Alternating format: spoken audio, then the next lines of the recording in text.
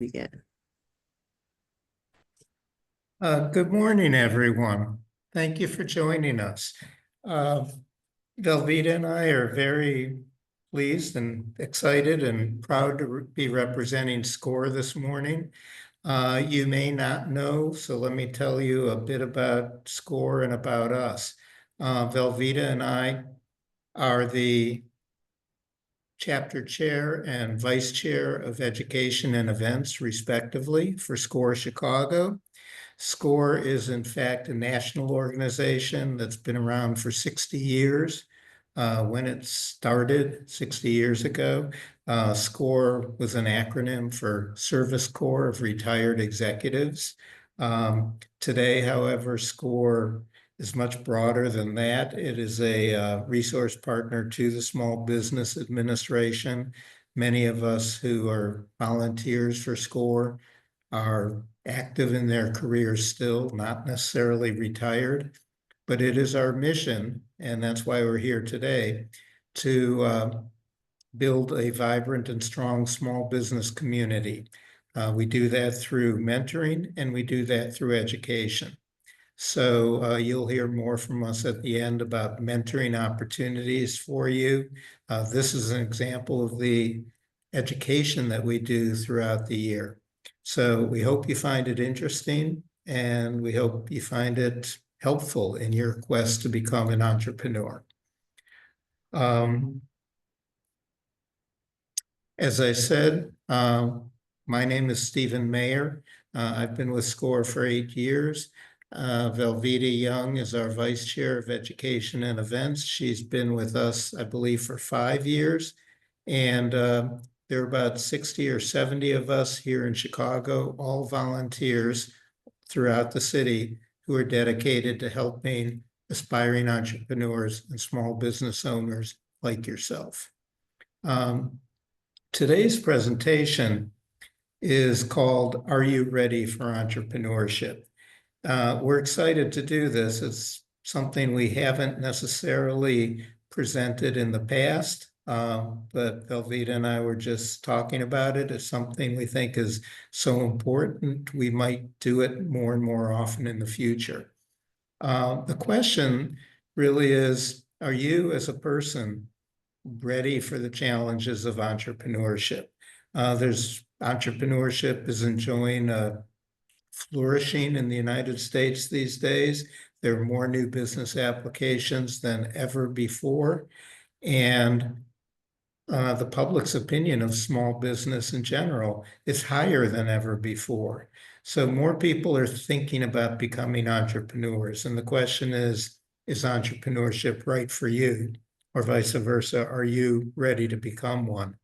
So what we're going to do in today's presentation is really run through a series of questions that you ought to be asking yourself if you're thinking of becoming an entrepreneur. There are no right or wrong answers to these questions. We are all different people. Some of us are cut out for entrepreneurship. Some of us are not interested in entrepreneurship. Some of us may be in the future, but aren't quite ready or aren't there yet. The point of this exercise is to ask yourself these questions. It's a self-assessment, and to be honest with yourself. It won't be any good to you unless you're honest to yourself to really help determine if you've got what it takes to be a successful entrepreneur. So we're not going to answer these questions today. We're going to, at the end of today's session, send you all a copy of this presentation as well as a 2-page sheet with all these questions included. And in the quiet of your own home, you can look within yourself and figure out if this is right for you. So many questions. Let's get started. First question, are you a self-starter? And the potential answers, and you'll see this in every one of these questions, there are 3 multiple choice answers. You can get 5 points, 3 points, or 1 point, depending on how you answer the question. But which one of these answers really best describes you? For example, yes, I easily come up with ideas and implement them. Or If someone gets me started, I definitely will follow through. Or three, frankly, I would rather follow than lead. Um, it doesn't have to be in the context of work or entrepreneurship. It can be in your school, it could be in your family, it could be on a sports team or in your church. Are you a self-starter in any one of these contexts? This may sound weird, but when I was working for many years, I couldn't wait for Monday morning to roll around. I had a list of things as long as my arm that I wanted to do. And that's part of being a self-starter. And the question is that you? Um, the second question, how do you feel about taking risks? And you can see the options here. I really like the feeling of being on the edge a bit. Calculated risks are acceptable, or I prefer the tried or true. Again, there is a real risk of starting a business. You could lose money.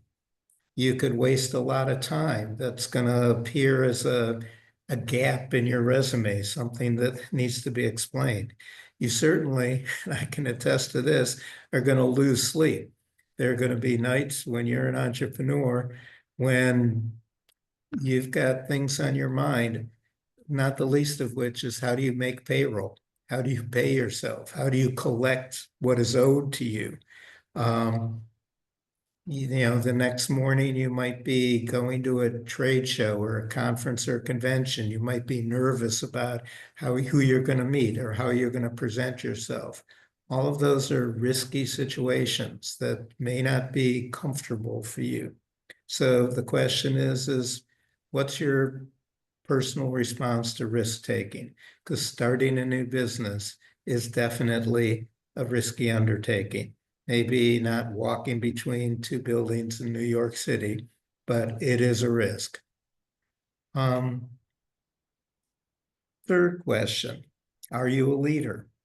The picture here shows somebody pulling people up a mountain, charging into the breach. Is that the kind of person you are? And again, in your experience, you may not have been in business or small business yourself in the past, but you have been in situations, whether it was in your school, your church, your family, where you might have exhibited leadership skills. And answer, if that's you, or if you're in this middle ground, maybe yes, but only when necessary. This is an important one, and it probably goes without saying, but if you're going to pursue entrepreneurship, not just as a hobby, not just as a weekend pastime, but really you're thinking about giving up your day job to become an entrepreneur, to pursue the small business dream of yours, whatever it might be. It's not like a guaranteed paycheck every 2 weeks. And it forces you to think not only about yourself, but about other people, you and your family. Um, some of the considerations here include things like, are there other breadwinners in your family? Does your husband or wife or your significant other, do they bring in a paycheck? Do they have a steady job? Is it something that can get you through the slow periods or the tough times in the beginning? Sometimes it takes 6 months, 12 months, even longer for a new business to become profitable, to break even. Many times you have costs up front, like you rent a facility for your hair parlor or for your restaurant, and you're not yet getting enough customers to pay the monthly rent. It'll take time until you build up your clientele, and meanwhile, you have a regular monthly payment due on your lease on that building or that space. So there might be times when you're hard pressed to pay the bills, and whether that's something that is No one is comfortable with that, I will tell you. But whether that's something you think you can tolerate, or whether that's something that scares the bejesus out of you, that's one of the questions that's being asked here. And again, there's no right or wrong answer. Some people can answer C, I do not like that idea at all. We cannot live without a regular paycheck. And that alone, I mean, there are 20 questions here, so no one of these is a deal breaker. No one of these is going to sink your chances to succeed. But answer every one of them honestly. There's no right or wrong answer. And this is an important one, for sure. Some people just prefer the guaranteed biweekly paycheck that comes with a job. You might not like your boss. You might not like the work you do. You might not think you're getting paid enough, but still, there's some comfort that comes from that regular paycheck. The fifth question here. Could you fire someone who really needed the job that your business provided?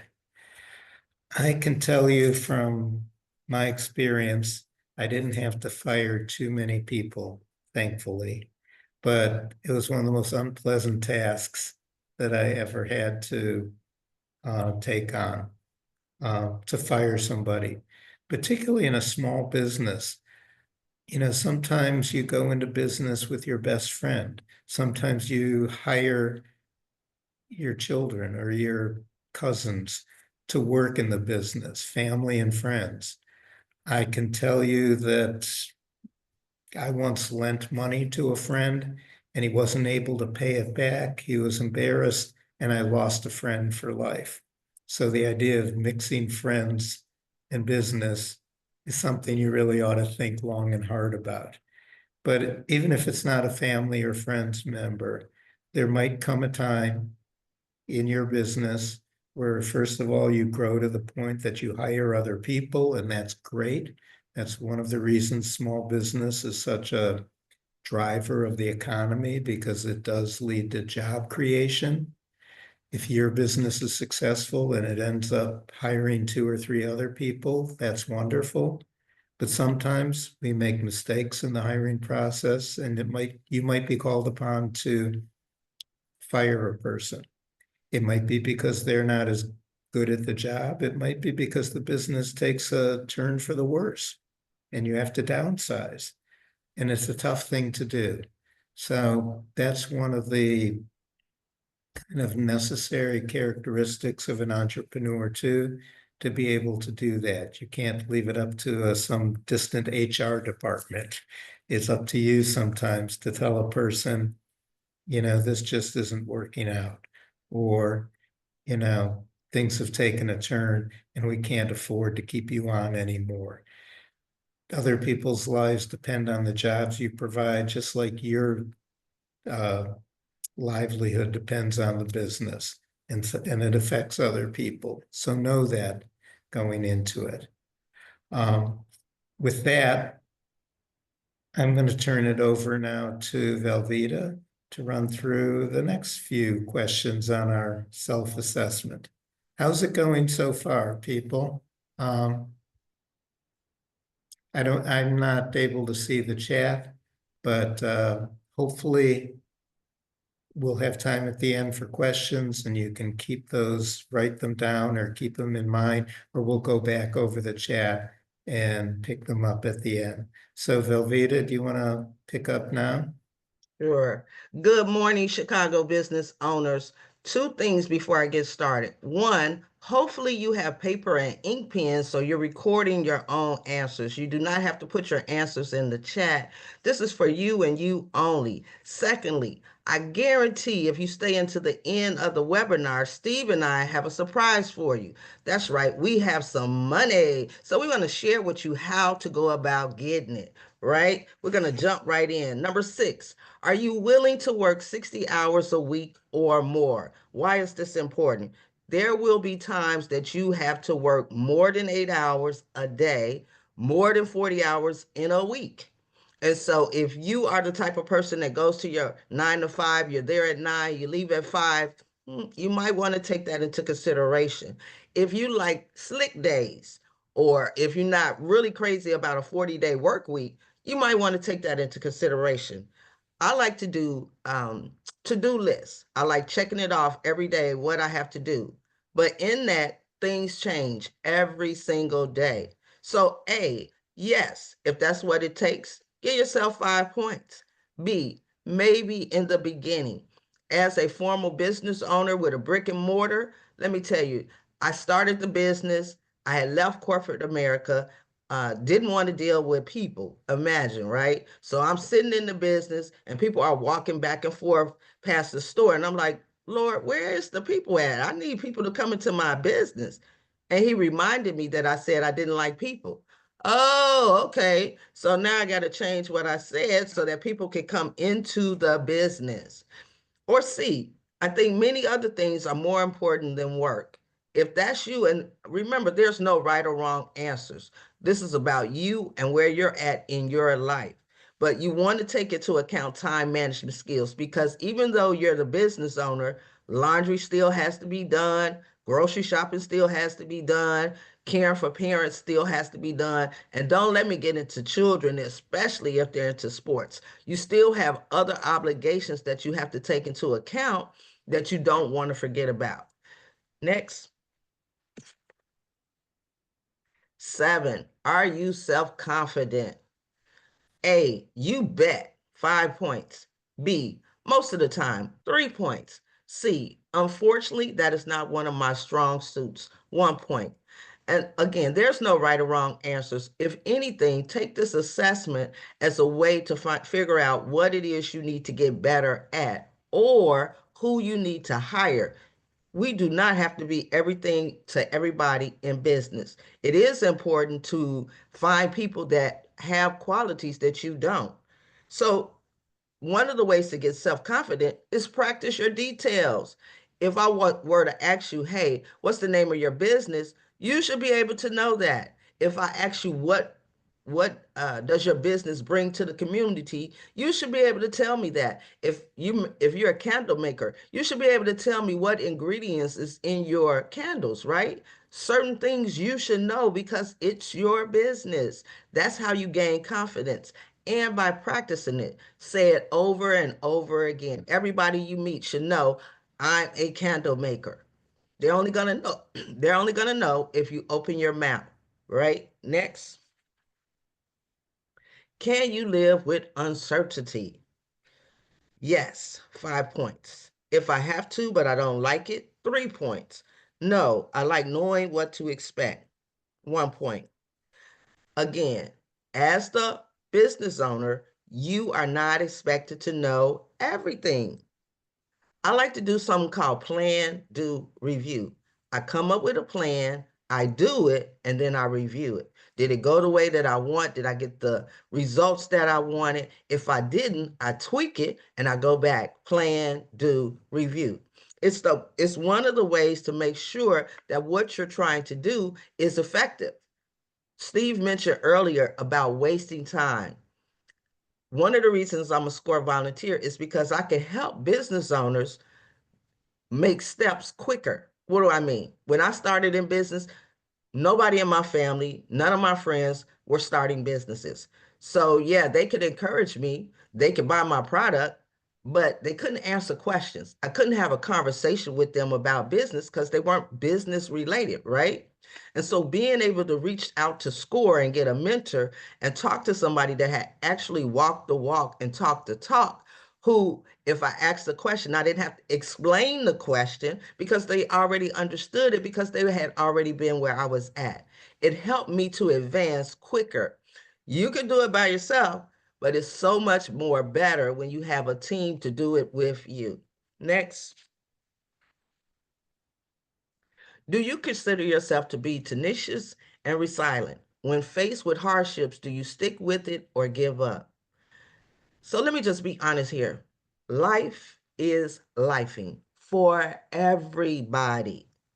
And so one of the ways to not get overwhelmed is to do self-care. That doesn't mean that you're selfish. It means you take time out of your day to check in with you. Because if you're not okay, you can't help your spouse, you can't help your children, you can't help your parents, and you definitely can't help the business if things are attacking you. And so you want to just be conscious. A lot of times when you have a big project, it seems like, oh my God, I don't know where to start. I suggest that you do it like eating an elephant. And how do you do that? One bite at a time. Write down everything that you have to do for this project. Give those the give yourself time limits and then set goals to hit it so that you get the big goal of what it is you're trying to do. So, A, yes, I am determined and do not let anything get in my way. Give yourself 5 points. B, I am that way most of the time if I like what I am doing. Trust me, in business, you're not going to always like what you're doing. I had a consignment shop for women and children, and I love the end product, right? All the clothes and things are up in the shop. Women come in, they try them on, they look good. I take a picture, they walk out. But the inventory, what was killing me, oh my God, because everything that came in had to be tagged. It had to be assigned a number. It had to get a price. It had to be placed on the rack. I hated inventory. However, I needed it because at the end of each month, I was sending out paychecks. And so I had to do it. Now, I did encourage my children to help me because I knew that I didn't like it. And as luck would have it, one of my sons did like it. So it helped the process go along. But as the business owner, although you don't know everything, you should know what needs to go on in the business so that you can explain to new employees so that the business run effectively. And if you're saying no, I would not consider myself very tenacious and resilient. I often give up when things get too difficult or hand things off to others to handle. Be careful with that because you know what the end result is. You want to ensure that your employees know what the end result is. Next. Let me say one other thing before we move on to the next slide. I want to second everything Velveeta just said, but the idea of being tenacious and resilient and staying on track even when things go wrong. I too, not in the context that Velveeta had of a brick and mortar store, but in my business too, things did not always go the way you wanted them to go. Not only in terms of things you have to do in the business that you don't necessarily like those tasks, but they have to be done. But sometimes the customers just don't come. Sometimes they need more convincing than they seem at first. You're convinced your idea, your product, or your service is wonderful, but it takes some convincing sometimes, and it takes time. And sometimes what we're selling or providing in our business is not just a impulse buy. It's not like buying a candy bar at the checkout stand. It's a decision that takes time for people to decide to spend $1,000 with you or whatever the price point might be. I experienced that in my business. I was publishing a magazine. It was 6 times a year. And I had promised the owners the first issue would clear $100,000. Well, it didn't. It came up short. And I didn't quit. I didn't make excuses. In fact, I went into the owner of the company and said, you know what, we missed our goal, but I even want a raise because I think we're going to go far above this goal in the future. It really takes keeping an eye on the prize and looking towards the future and thinking that you can overcome obstacles to be successful in business. So I'm sorry, but we can move on now. Thanks, Steve. 10, are you creative? Now, before I went into business, I thought that meant could I draw anything outside of a stick figure, right? But in business, you have to get creative in thinking your ideas, your thoughts, and bringing them to fruition. So you can say, yes, I'm very creative and I have a lot of good ideas. Give yourself 5 points. I can be creative from time to time, depending on the work. Give yourself 3 points. Or no, I'm not really creative. Give yourself 1 point. Again, there's no right or wrong answers. You can always work with a marketer. You could always work with somebody else that's in that industry that does what they do, as long as they understand what the game plan is. What's the goal for what you're trying to do? It's not necessarily details or colors or anything like that, but you definitely want to get creative when it comes to doing what you need to do for the business. I like SOPs, standard operating procedures. In the store, one of the ways I knew that I needed a SOP was if people or employees asked me the same question. Okay, when clothes come in, what do we do with them? And so it was like, okay, I'm going to write it out and put it in a booklet. So when that question comes up, go to the SOP and look it up. It saves me time.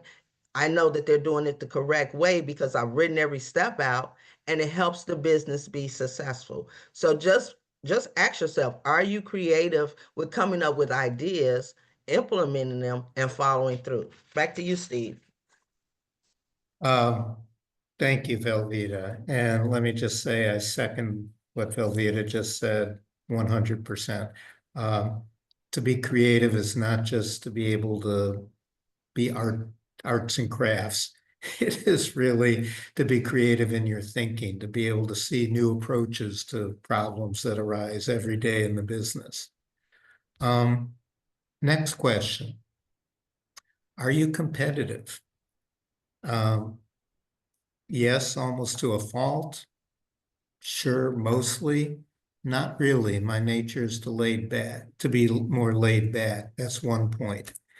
Um, I think competitiveness is very important. Sometimes when I was hiring people, I know others in my position when they were hiring people, they looked for people who had played sports, that they had exhibited competitiveness in that context. But it doesn't just have to be sports. I mean, some of us aren't competing to win against another team.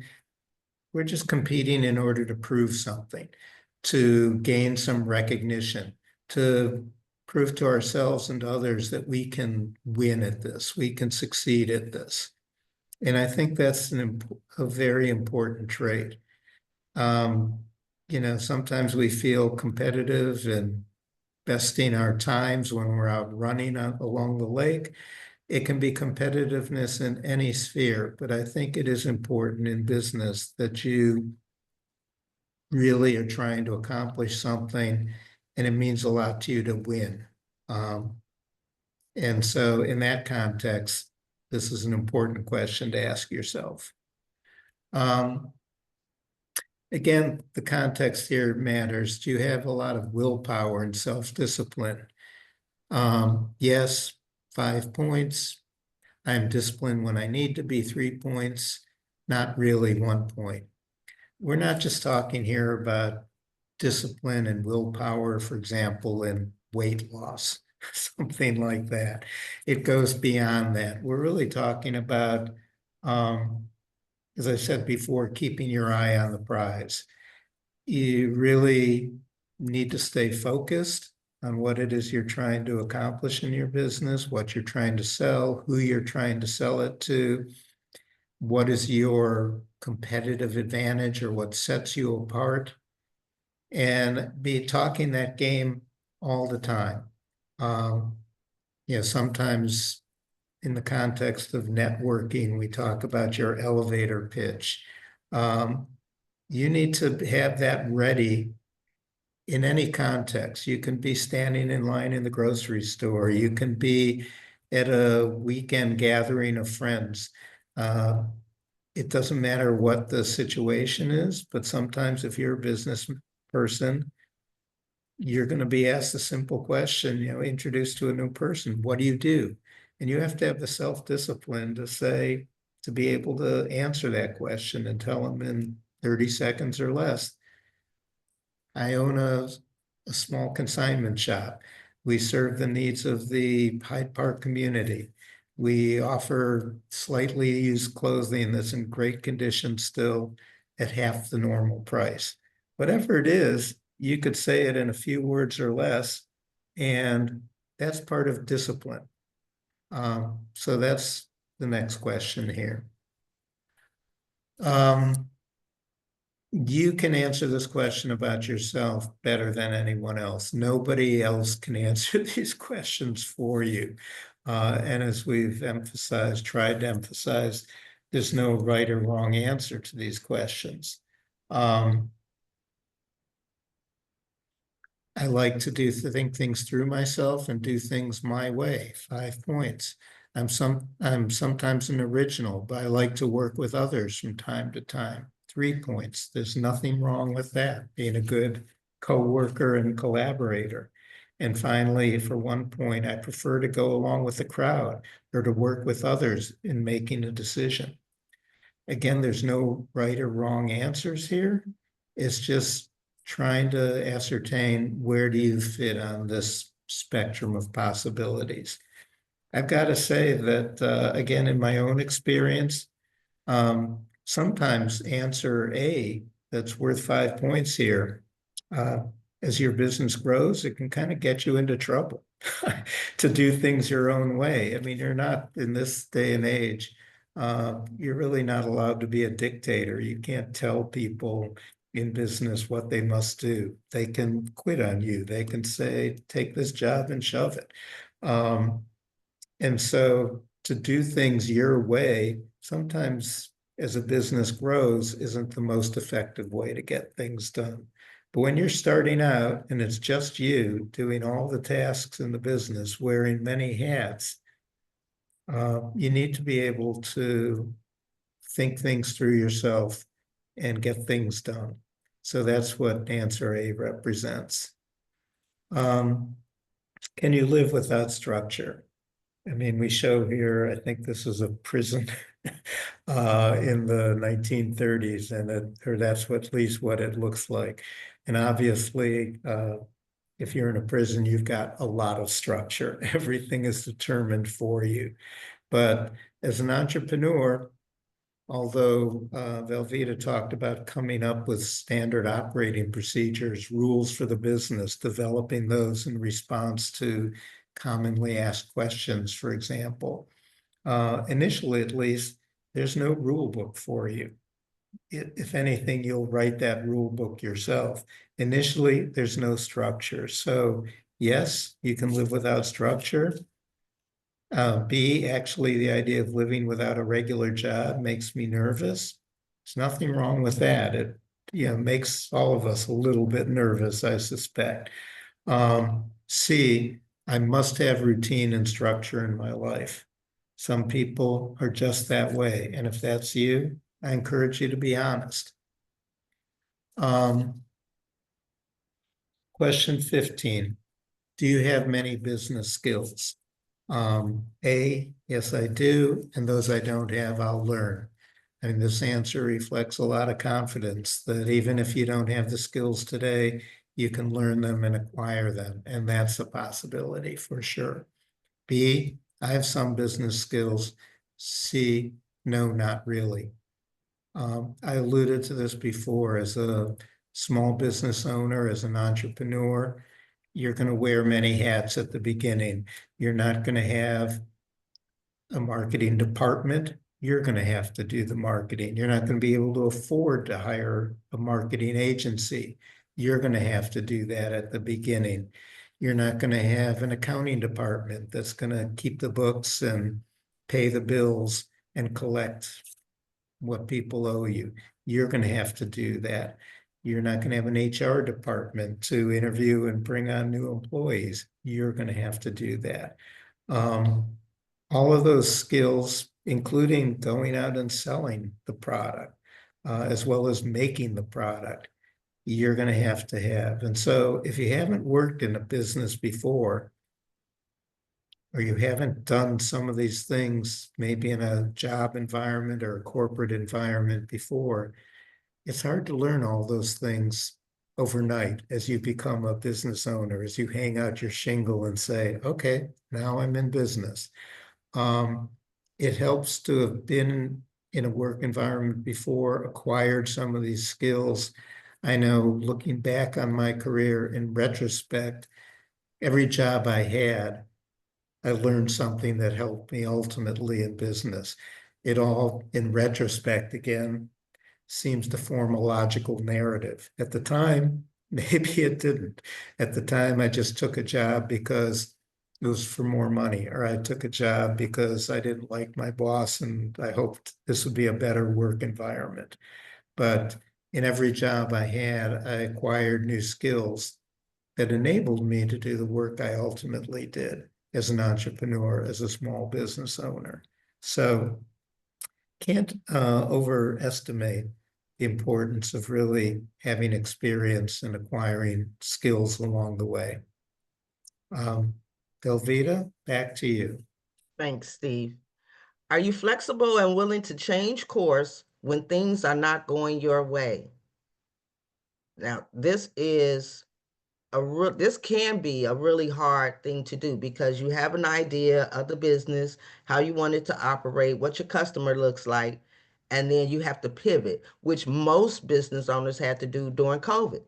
We couldn't see face to face with our customers, so we had to get creative, there's that word again, to find a way to reach our customers and keep in contact with them. So don't be afraid that if you got this well written out plan and oh, I mean, it sounds boss on paper, right? But then a stick is thrown at you and you got to start over or you got to change something. Learn to pivot with your business. Why? Yes, 5 points. B, I like to think so, but others may disagree. 3 points. No, I have a fairly rigid personality. And it's okay to be rigid sometimes, but you want to work on that. You draw more people with honey than you do with lemons. For real. And even though you're the business owner, you're not always right. Somebody else may have a better idea, and it's okay to use it. The idea is to have the most efficient ran business so that it can run without you. That's the goal. The whole goal of being a business owner is to make more money and the freedom and time that it gives you back, right? And so you have to be flexible with that. It doesn't always have to be your way. You're not always right. And it's okay because at the end of the day, you're still the business owner. Next. Do you have experience in the business you are thinking of starting? And this goes back to the other question that Stephen talked about, all of your work experience, all of your volunteer experience. For example, if I wanted to open a pizzeria, first of all, I don't like to cook. Me and the kitchen do not get along well at all. So that means I need to go to a local pizzeria and volunteer my services even if that means at the end of the shift, I come in and I sweep the floor. Do you know I'm gaining experience while being in that business? They're not paying me, but the experience that I'm getting will definitely pay off in my business if I choose to open a pizzeria or if I'm going to be a baker. You know, I'm always amazed when people say, yeah, I'm a baker and I have a storefront because these people are getting up extra early, 4 or 5 o'clock in the morning when it was storming this morning like it was. I was sleeping in my bed or trying to sleep, but these people are up at it in the kitchen, cooking, making sure that they got coffee and donuts and everything ready for their when the store opens. And so you have to have experience in where you're going. Mentors, like-minded people. Be specific about networking. What do I mean? Don't just go to an event because it says networking. If you know you have a particular question in mind and nobody's been able to answer it, find your tribe. What is your tribe? Your tribe are the people that's doing what you're doing. Maybe if you're a baker, there's classes online that you could go to about a technique that can help you become more efficient at what you're doing with the baking. Always look for those in your industry that are successful. Follow them, Google them. What so if I'm a baker, I'm going to Google the top 10 bakers in Illinois or the top 10 bakers in Chicago. And I'm going to go on their web pages and I'm going to go on their social media sites and I'm going to follow them and I'm going to see what they're saying and what they're doing because although we're in the same industry, some of us are at the top, some of us are just starting, and some of us are in the middle. And it's okay to reach up to the top because you want to get to where they are.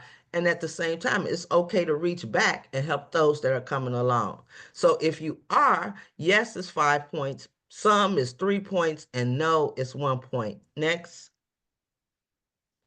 Could you competently perform multiple business tasks, accounting, sales, marketing, and so on? Again, when I got started in business, I thought I had to be and do everything. You know what happens when you do that? You get burned out. And so I have since learned to stay focused on a specific task with a time limit.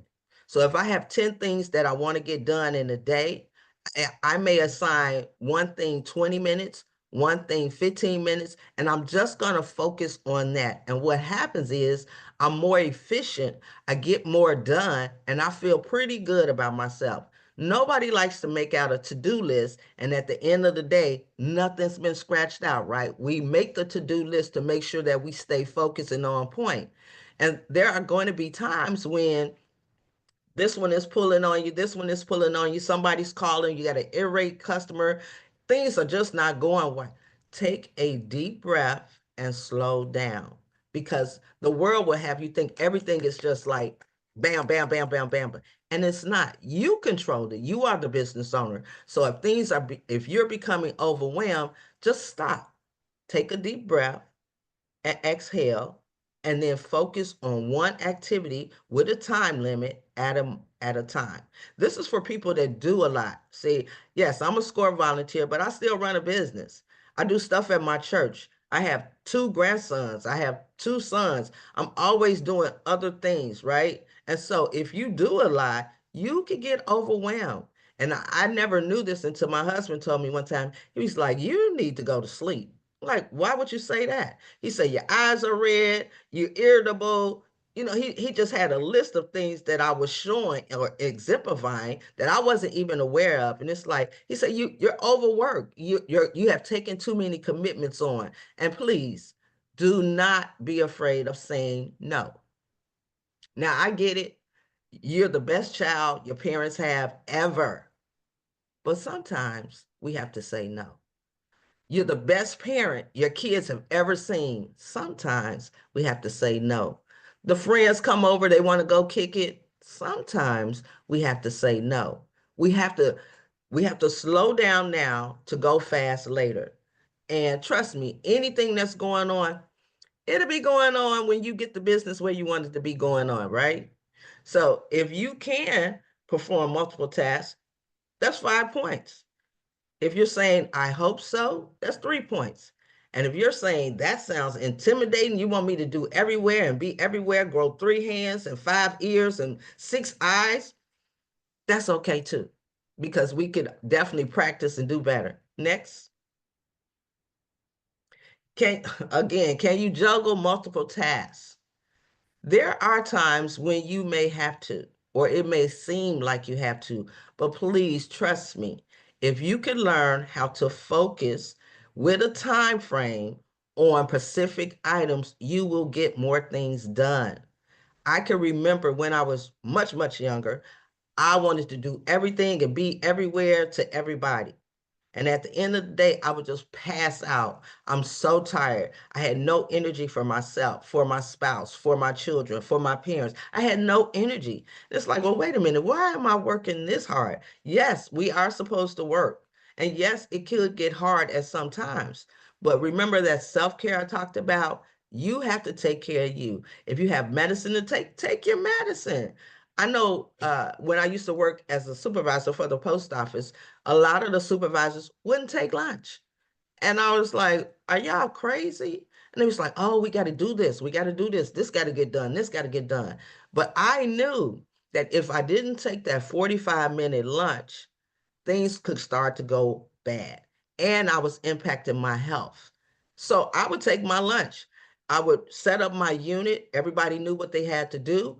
I would go away, walk away from the unit for 45 minutes. I would eat my food. I would digest it. I would get through. I would take a walk around the building and I would come back. And guess what? I was refreshed. Things didn't bother me. So, yes, you can juggle multiple tasks, but be very careful and know that you need to self-care as well because you can get overwhelmed. And who do you help when you overwhelm? Nobody. And so be careful. If you're saying, yes, I could juggle many multiple tasks and complete all efficiently and effectively, give yourself 5 points. If you're saying, I think I could juggle a few a few tasks at the same time, but the quality of work may suffer, and that's being realistic. Give yourself 3 points. I can only focus on one thing at a time. It says one, but I think you should give yourself a five, especially if you put a time limit on it. Yeah, if you're going to do one thing all day, that might be a problem. But if anybody can do one thing for 20 minutes, set a timer on your clock. When the timer goes off, that's all I'm doing today, right? Next. Are you willing to hustle for clients and customers? This includes talking to strangers about your business, presenting to groups, and going out into the public to generate leads and sales.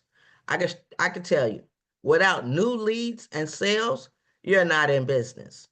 They're not going to come knock on your door. I don't care how sweet smelling that candle is. They're not going to come and knock on your door and say, oh, I was walking past and the scent from your candles just overwhelmed me and I had to come and get some. Not. They don't even do that for Girl Scout cookies, right?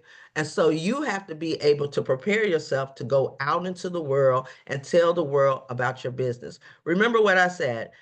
The only way people know about your business if you are talking, if you are telling, if you are sharing, if you are educating people about your business. That's the only way that they know. So if you're good at that, great. Give yourself 5 points. If you're saying, if I have to, that's something that you want to work on. You want to, and how do you work on it? You make a plan, you do it, you review it. That didn't sound okay. And with Zoom, you can actually, if you have a Zoom account, set up a Zoom and do a presentation on Zoom, record it, and then listen back to it. Listen for how your voice goes in and out. Are you saying the same words over and over? Take all that into account. There's no right or wrong way. The idea is to get better, but you can only get better if you try something. You can only try something if you do something. So you have to do something, you have to try something, and then get better at it. So if that's you, absolutely give yourself 5 points. If only when you have to, give yourself 3 points. That may be something that you need to work on or get ambassadors that will go out and talk for you. See, I would rather not. You definitely need to get somebody, ambassadors, family, friends. I'm always amazed when I go to pop-ups and people have 3 or 4 people helping them. And I say, are these your employees? And they say, no, these are just my friends. They coming out to support me. Wonderful. However, you want to make sure those friends know your business enough to relate what it is you do, how you do it, and when you do it, right? Thanks, Steve. Um, Let me just add to this, and maybe this is just a personal preference or point of view, but I think of all the 20 things we've talked about, this is really one of those that's up near the top. Because I think that of all the jobs you have as a small business owner, this is perhaps the one that is hardest to delegate to other people. You're the person who came up with this idea. You're the person who put your heart and soul into it, your blood, sweat, and tears into it. And you're the person who hopefully can express that, articulate that, make your passion obvious to other people as well. To be, in our society, to be a salesperson sometimes has a negative connotation around it. People think of the used car salesman, the snake oil salesman, the high pressure salesman. And you don't have to be that way. You don't even have to be a type A personality who's an extrovert and, always the life of the party. But you do have to be a champion for your business. And as Elvita was saying, in any context, be prepared and able to talk to people honestly and forthrightly why it would be great for them to buy your products. They would love your candles. They would love this dress. They would love whatever it is that you're selling. And we actually do at SCORE a webinar devoted to this whole subject, how important it is to be a spokesperson, a champion, an advocate for your own business, and how everyone can do it. It's a skill you can learn. It's not something we're naturally born to, any of us, but it's something you can learn and get better at. And it's pretty important to the success of your business. So a lot of questions here. A lot of them you'll give yourself 5 points on. Sometimes you'll give yourself 3 points. Sometimes you'll give yourself 1 point, and that's okay.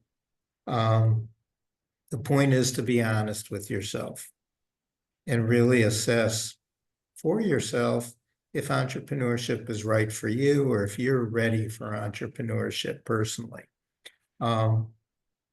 If at the end of the day, and you're all going to get a copy of this so you can take this self-assessment at your own speed, on your own timetable, in when you're comfortable, etc.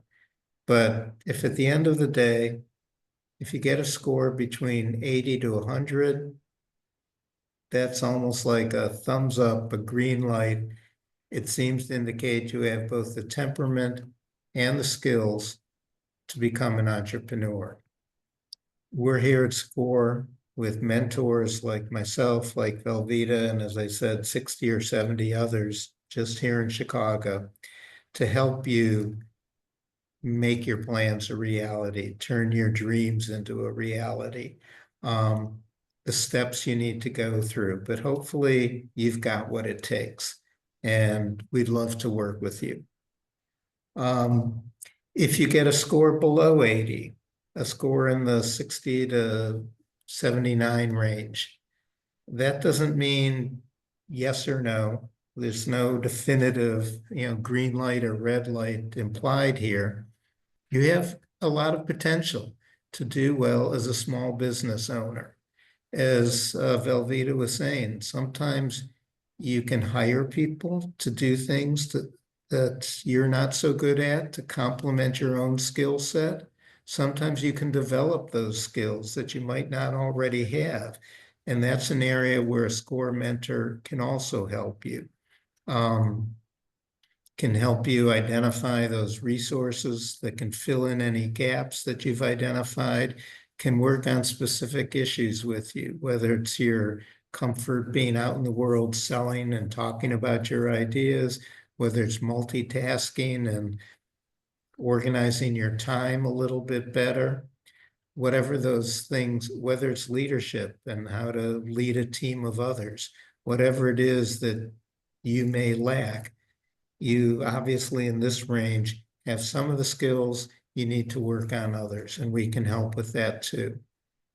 And finally, and we've alluded to this before, you may not be ready, or small business ownership may not be the right course for you.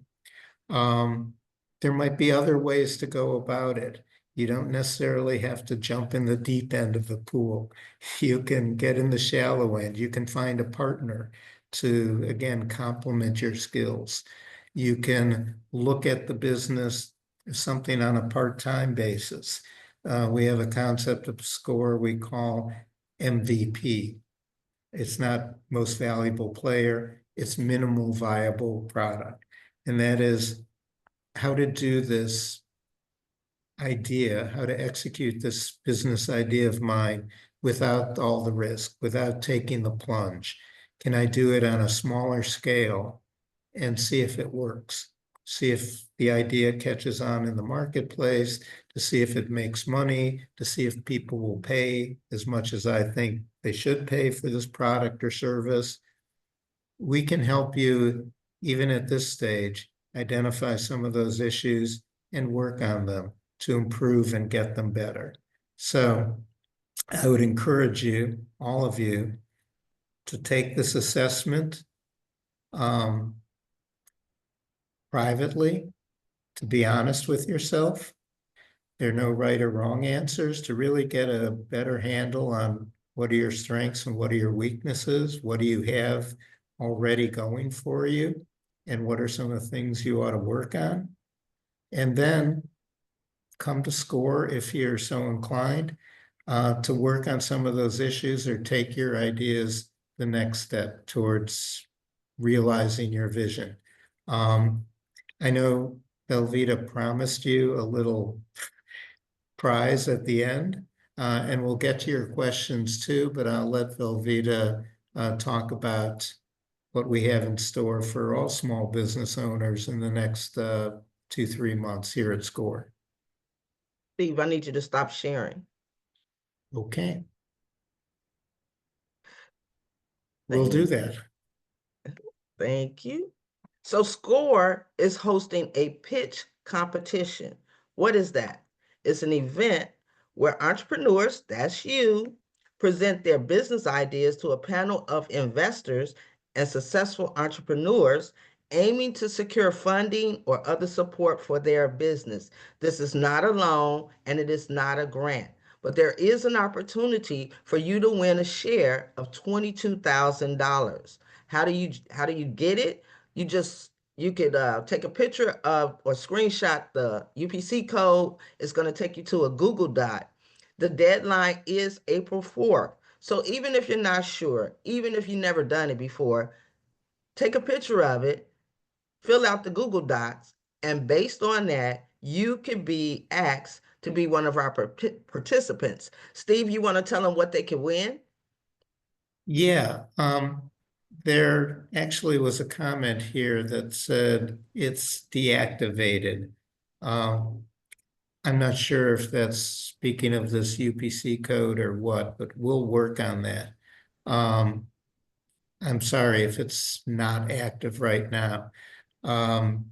You can go to the score.org website and also see information about the pitch competition. It's a program that we've done once before very successfully. We had a lot of applicants. We narrowed down the applicants based on how they filled out that form to the top 10. And this year, we have enough support from other organizations here in the city of Chicago, including Bank of America, BMO, and Huntington Bank. All three of those are our sponsors. They enable us to give cash prizes. 2 first prize winners will earn a $5,000 prize. 2 second prize winners will earn $3,000 prizes. And all the remaining finalists, 6 of them, making 10 in total, will each get $1,000. So everyone who qualifies as a finalist, and we'll ask all the finalists to work with a SCORE mentor on their pitch, and then come to the Polsky Center in Hyde Park. I think it's on June 24th, to actually make a presentation in front of the judges, as Velveeta was describing. And all of the finalists at that event will walk away with money. No one will come up empty-handed. And we thank all of our sponsors for making that possible. But at SCORE Chicago, it's really an exciting opportunity for us to work with a lot of you to get your applications ready, to get your pitches ready, to compete. We mentioned competitiveness before, to compete with other small businesses for a significant cash prize, to get your business off the ground or to get you through a rough patch or wherever your business may be at the moment. So we hope that you do apply and give it your best shot. As I see some of the comments here, again, I'd suggest going to score.org/Chicago. It should pop up on your screen there, and it's a great opportunity. But right now, I know that Velveeta and I have as much as another half hour for your comments. We've spoken for an hour about this quiz you can administer to yourself to assess your readiness for entrepreneurship. But if any of you have any questions now, or if there are some questions in the queue, we'd be happy to take them. Don't see any questions per se. Great feedback on the sharing of ideas. A lot of people hadn't taken some of the questions, and so that's encouraging. That's about it. This is Compton. Somebody, Compton McDaniel. I would like to talk to you personally. He's been just encouraging throughout the entire webinar. But not really any questions. Let's see, go back to Q&A. What I see. services does SCORE provide? Um, I'll tell you the services we provide. They basically fall into three buckets. One is the one-on-one mentoring that we do. It is free and confidential. So if you sign up at score.org, say you would like a mentor, a mentor will be assigned to you. We'll reach out probably within 24 or 48 hours to set up a kind of first session that's more introductory or exploratory to really find out what your issues are, what your questions are, what kind of business you have in mind, or what kind of business you are already operating, and how they can help. If the SCORE mentor assigned to you doesn't have the background or skills, they can reach out to anyone else in our network and really find that person. Across the country, we have close to 10,000 volunteers who have experience in virtually every field under the sun that you can imagine. So we can find the experience you need, but often the questions are kind of universal questions that have to do with how to run a business and how to run it successfully, how to get a business plan together, how to apply for a loan or a grant or seek investment. And SCORE mentors can help you with all of that. The second way we help is that literally every week, week in, week out throughout the year, SCORE Chicago and SCORE generally are hosting webinars like this on a whole variety of business-related subjects. It could be on accounting, it could be on marketing, it could be on finance or operations, it could be on any, how to build a website. Whatever it is, there's probably a SCORE workshop or webinar on the subject. And if it's not coming up on a weekly basis, the third way we can help you is you can just look at our website and all of the resources that are available there. Many of these webinars have been recorded in the past, so if it happened a month ago or 6 months ago, it may still be timely and relevant, and you can look it up. You can find templates for doing a lot of the things we talk about. For example, writing a business plan or doing a cash flow analysis, a profit and loss projection. The third way we can help you is just to look at our website and all the resources that are available there. So SCORE is here for mentoring, number one, for webinars and workshops, number two, and for free resources on our website. It is all, in fact, free. And we're happy to work with you and help you in any way we can. Another question, Steve, is what if you feel good about your score on the questionnaire but have zero capital? Do you have to be a Chicago resident to apply for the contest? No, the pitch competition is actually open to, one of the requirements is that you be registered with the state of Illinois, that you be in business. And most businesses start out registering as an LLC or a corporation with the state of Illinois. So technically, the pitch competition is open to anyone registered in the state of Illinois to do business. We occasionally do get some startups that aren't yet in business that enter, and we don't necessarily exclude them, but I'd say it's tougher. It's really designed for people who are already in business, ideally.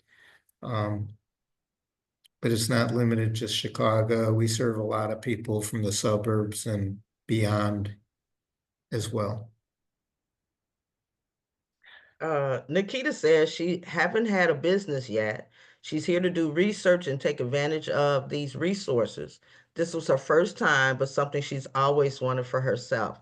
And Nikita, I would say definitely go on the SCORE website because we have not only recorded webinars, but we have templates to help you go along. So every step of becoming a business owner and the paperwork that you need, we probably have a template on the website that you could print out, use a pencil, and complete for yourself. And then I would get a mentor and have a conversation with that mentor about what I completed.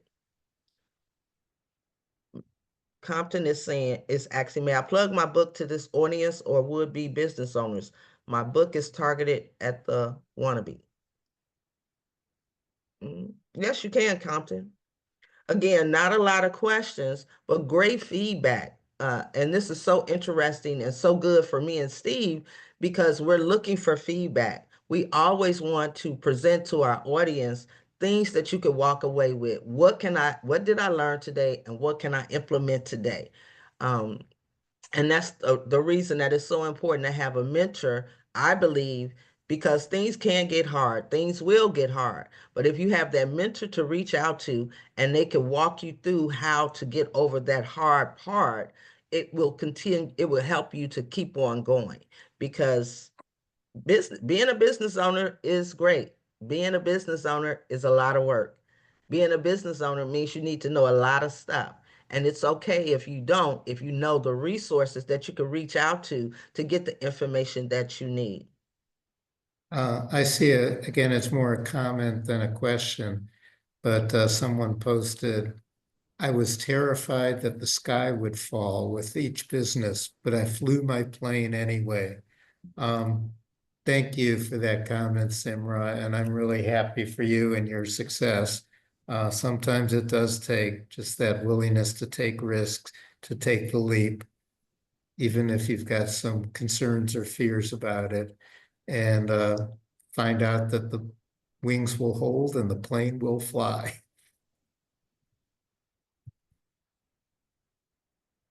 I'm just double checking the questions.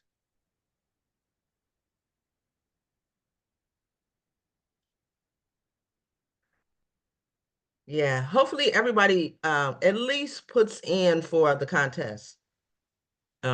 This may be your first time, and if so, or if you are afraid to, I would say you could go to YouTube, put in Shark Tank for your industry, and those will be good examples of what good pitches are. I'm not saying you have to go on Shark Tank, and I'm not saying you have to be that good, but if you never did a pitch competition before, you want a point of reference to refer back to.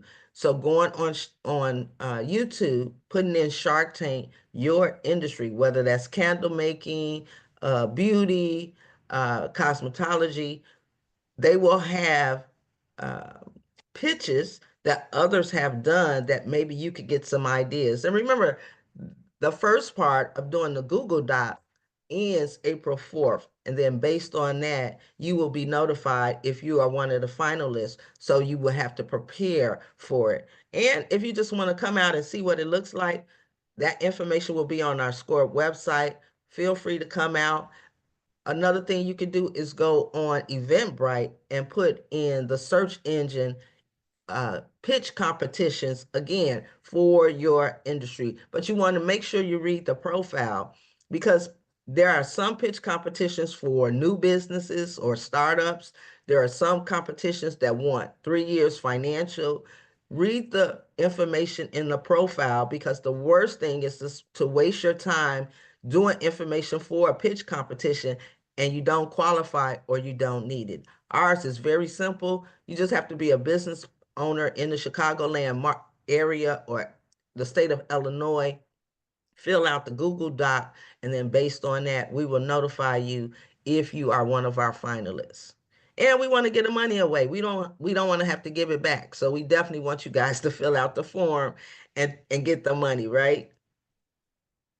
Some of you have asked the question, just a housekeeping matter, but yes, we are planning to work with our colleagues at City of Chicago Bureau of Business Affairs and Consumer Protection to make sure you all have access to this recording of this webinar and also the document that has these 20 questions on it and the 3 answers to each, so you can take the self-assessment yourself.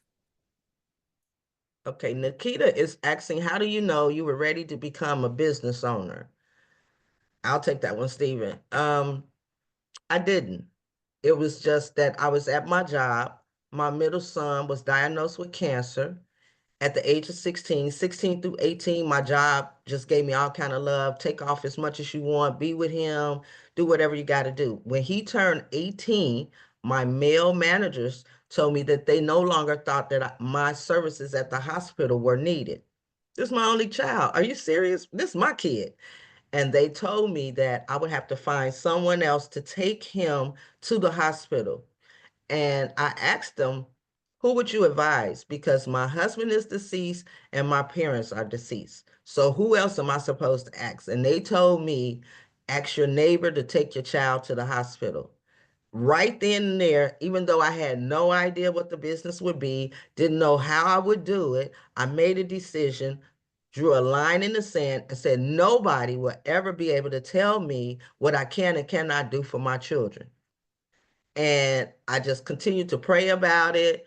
And slowly it was revealed to me, you like clothes, you like seeing other people well dressed. You're at an environment where people spend a lot of money on their clothes and they may wear it one time and then just leave it in the closet, collect the clothes and resell them to those that need it. And so that's how the consignment shop got started. I wanted to help single women who weren't necessarily making enough money to provide for their family and wear designer clothes. And so that's where the idea of the consignment shop came from. Um, I had never owned a store, never had a brick and mortar. So the first year, it was surprising to me that not only did I have my mortgage to pay, but I had rent to pay, and rent was more than a mortgage.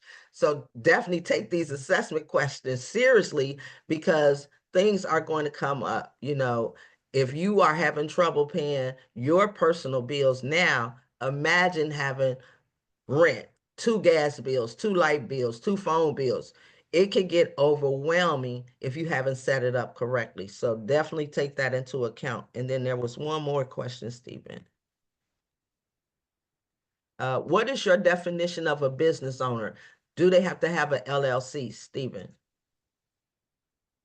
Um, we advise people it's a good idea to have an LLC because what an LLC, what it stands for is limited liability.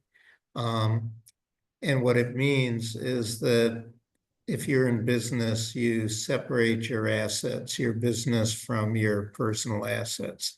There are a lot of ways that businesses can get in trouble. You might have a disgruntled employee, you might have a disgruntled customer. If you have a brick and mortar business, somebody might slip and fall on the way in the door or out the door of your business. And you need insurance and you need to separate your assets so that the business may be liable for such an event, but you personally are not at risk of losing your home or your car or any of your personal assets. So an LLC is a very easy and smart way to do that. And so virtually every small business does file for some form of incorporation, and LLC is the easiest one to do.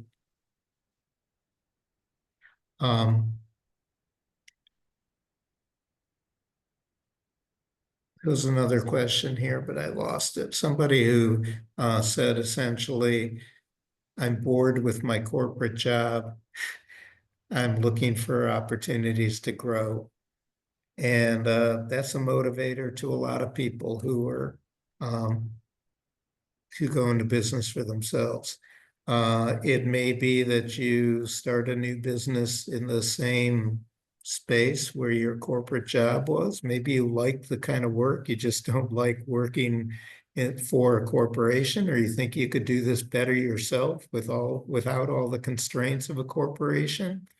Um, I know that's what got me into starting my first magazine on my own. Why do it for somebody else? I could do it much better without all the bureaucracy and without other people's ideas.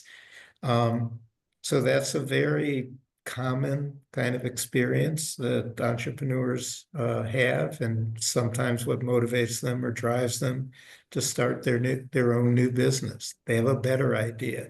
They've been in this business long enough to see how it runs, and they think they can do it better.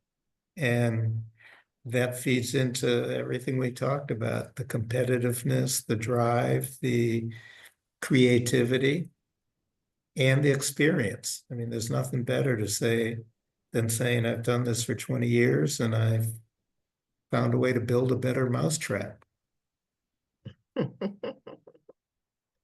Trace says, I'm halfway there. I have my license, just need to figure out my business idea. Trace, I'm going to ask that you go to score.org and get a mentor because you don't have to figure it out by yourself. And then Caden says, she's solving too many problems with no additional pay. And we're seeing that in the work environment, right, guys? People are being laid off, and then you're being asked to do not only your job, but a piece of somebody else's job. And once you do that well, you're asked to do more work. I can remember working at the post office, and I always did more than my other fellow supervisors, no pun intended. And then when we came up for review, my boss said, okay, I see you've been doing more. I'm going to put you in for the top, the top raise. Great.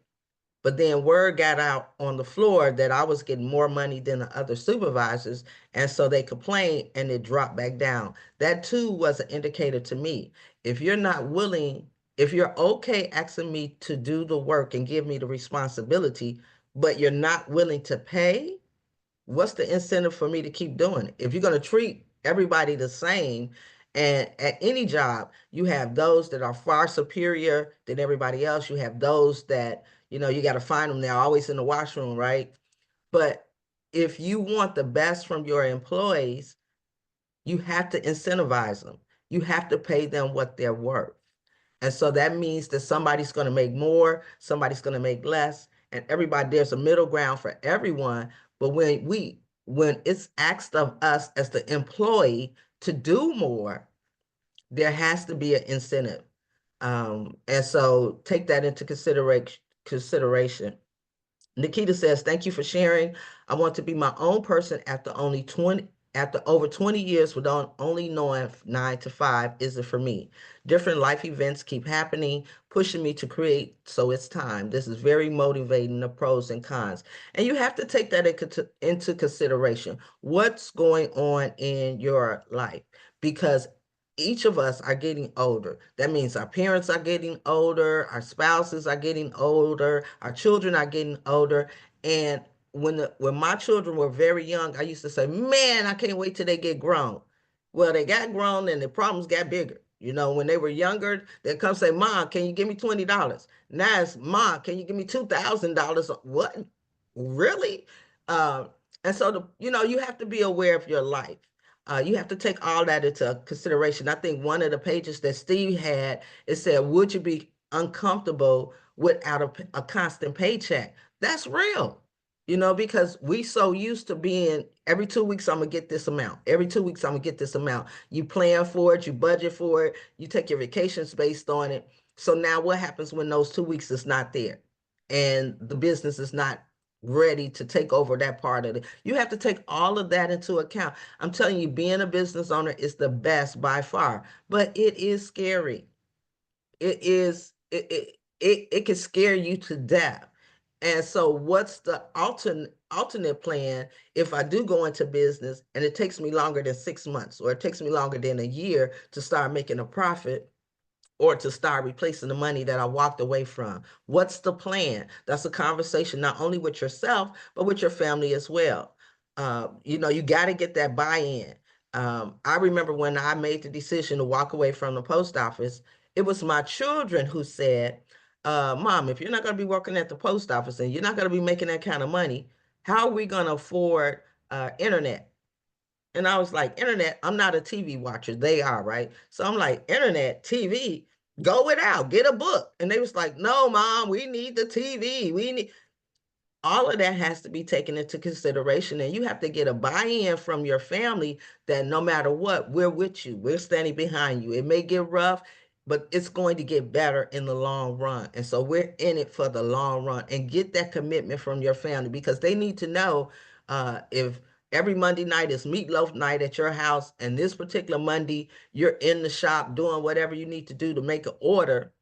Well, why don't we have meatloaf? Well, you don't have meatloaf because mom is working on this order, and when the payment comes in for the order, we'll go out to dinner. You gotta meet your family, and you gotta let your family know what you're doing and get their buy-in.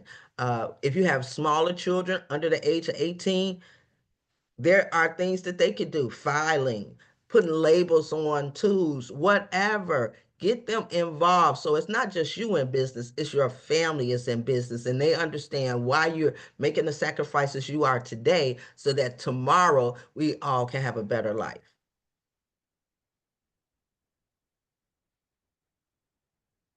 If there are no other questions, um, I apologize for a little bit of a glitch with the QR code, but hopefully you've all heard us address that. Just go to score.org/Chicago and you'll find all the information there about the upcoming pitch competition. And go there too if you want to sign up for a mentor or find out more about the resources of SCORE. But I want to thank you all for attending today. Velveeta, do you see another question that we ought to address? They're saying they can't see the link on the SCORE website either. All I can say is we'll try to get it fixed as soon as possible, if that's the case. Yeah, we will. I want to thank everyone for attending today. And I hope it was helpful. I hope it was fun. I hope it perhaps does lead you along the path of entrepreneurship. And here at SCORE, we're there to help you. So thanks, Velveeta, for sharing this hour and a half with me, this presentation. Thank you all for attending. And look forward to talking to some of you down the road. Thank you. See everybody at the top. Thank you to SCORE for today's presentation. If you are a part of the BACP Entrepreneur Certificate Program, you will receive credit for your attendance today.